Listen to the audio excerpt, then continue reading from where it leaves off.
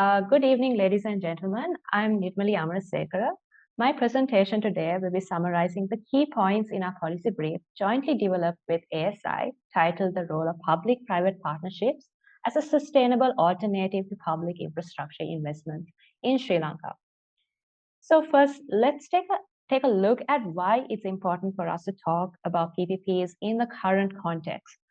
For one, public infrastructure projects have been a significant contributor of public finance mismanagement over the years.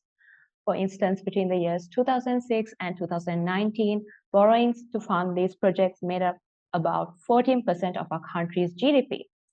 Secondly, by 2020, Sri Lanka had already lost access to capital markets due to credit downgrades.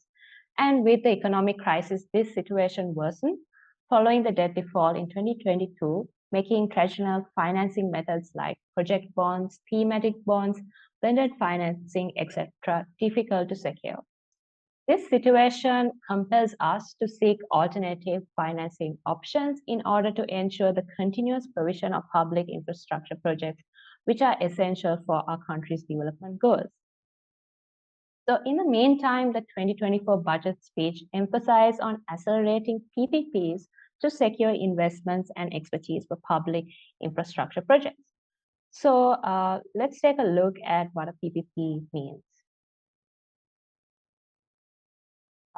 According to the World Bank's Public-Private Partnership Monitor, PPPs refer to the collaboration between the government and the private sector to share responsibilities, risks, resources, and expertise in the provision of services. PPPs are not a new concept to Sri Lanka. From 1990 to 2017, Sri Lanka entered 81 PPP projects worth $2,671 million, primarily in energy, ports, and ICT sectors.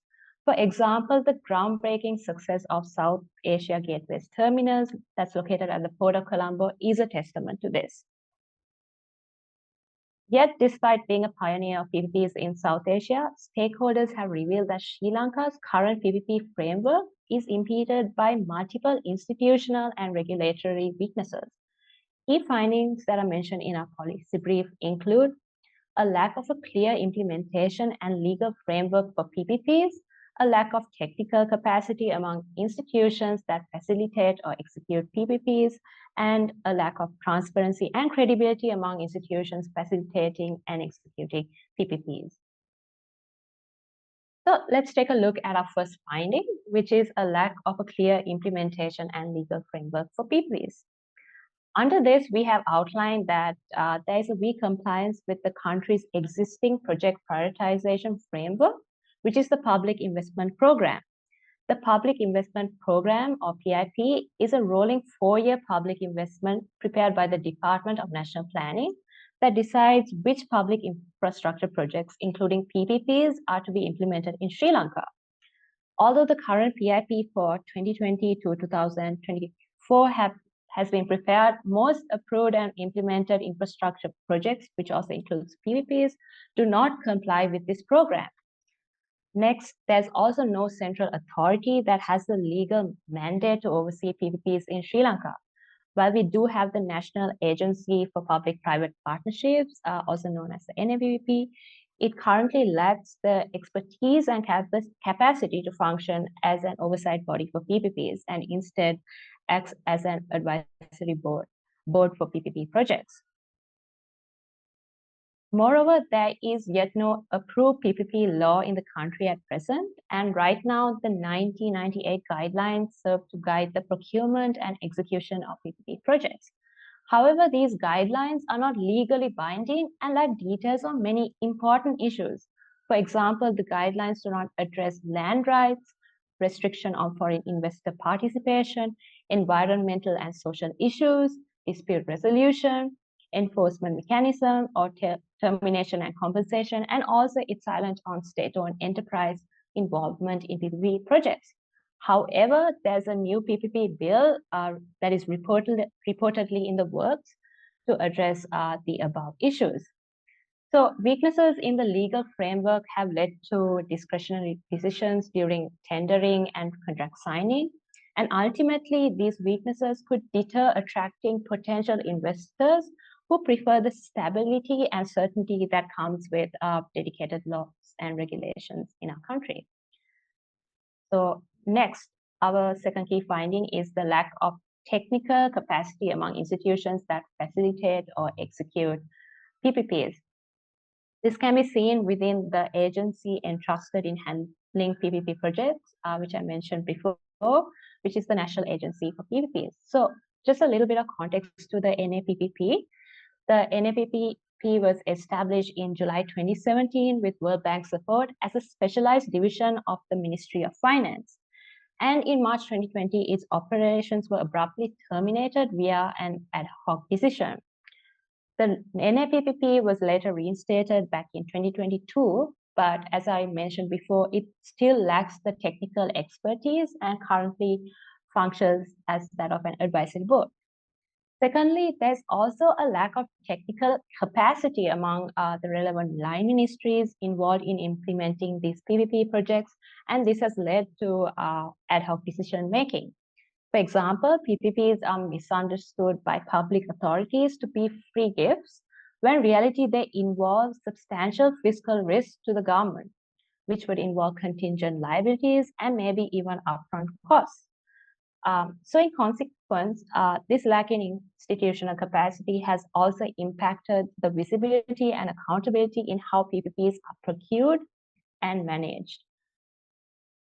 So this leads me to our third key finding, which is the lack of transparency and credibility among institutions facilitating and executing PPPs. So this can be seen in the implementation of public infrastructure projects for PPPs, which often tend to be largely based on political considerations. For example, if you take the government recently entered a PPP with an Indian and Russian firm to manage the Matale International Airport that's in Hambantota. So there's no publicly available information on whether there was a competitive and fair bidding process involved for this particular PPP. And my second point is that there is currently a lack of transparency in providing up-to-date details in relation to the procurement and execution of ongoing and past PPP projects. There's even research out there that highlights that even filing RTIs is very difficult to obtain information, especially with regards to SOE involvement in PPP projects. So ultimately, the transparency in PPP procurement and execution undermines the credibility of institutions and also the country as a whole. This can signal to potential investors that the procurement is not fair and that the investment climate is that the procurement is not competitive and that the investment climate is not fair. So in terms of these existing challenges in the PPP landscape, we at the Advocata Institute, jointly with ASI, have proposed reforms in three key areas. The first being legal and regulatory reforms. Under this, we have outlined that the approval of the upcoming PPP Act should be accelerated, and also weaknesses in bidding and procurement practices should be addressed. For example, especially when you take into consideration the issues that come about with unsolicited proposals. Also, the dedicated national PPP unit, which is the NAPPP, should be provided with a legal mandate. And the NAPPP and the relevant line ministry should be legally empowered to conduct pre-feasibility and feasibility studies. They should be able to produce clear statements of anticipated contingent liabilities and costs, which should be approved by the Ministry of Finance. And also these costs should be reflected in the annual budget throughout the PPP contract's duration. And lastly, the public investment program should be published online to facilitate efficient allocation of private investments for priority projects. The second reform is to do with capacity building. Under this, we have outlined that the NAPPP should be empowered with the necessary budgetary provisions to recruit skilled personnel who have a background in project financing, engineering, finance, banking, and law. And also budgetary provisions of access to multilateral grants to operationalize PPPs should be ensured. Also, PPP units should be established within the relevant line ministries, and they should also be empowered to hire skilled professionals. And our final reform is to do with improving the investment environment for PPPs. Under this, we have outlined that the government should initially focus on transferring existing government assets for private operation and management. And thereafter, new PPP projects should be pursued following post-debt restructuring in our country and after improved investor confidence. And also the government should implement measures that will help reduce the cost of investments in order to attract private investments to public infrastructure projects. So, however, realistically speaking, PPPs are complex and the political climate can significantly influence the direction of PPP projects in terms of its feasibility and success. These political moments are fleeting. They present narrow windows during which ambitious projects like PPPs can be realized. Therefore, perfecting every aspect of a PPP agreement is not tenable, and it could ultimately result in missed opportunities. So a delicate balance must be struck between crafting comprehensive agreements and capitalizing on the right political moment. Achieving this balance necessitates pragmatism and adaptability on the government's end. Striking this balance can ensure that stakeholders maximize the potential of PPPs to deliver value to both the public and private sectors, advancing shared goals of economic growth and societal development. So this brings me to the end of my presentation. Please make sure to read up on our policy brief, which will be uploaded shortly. Thank you very much for listening.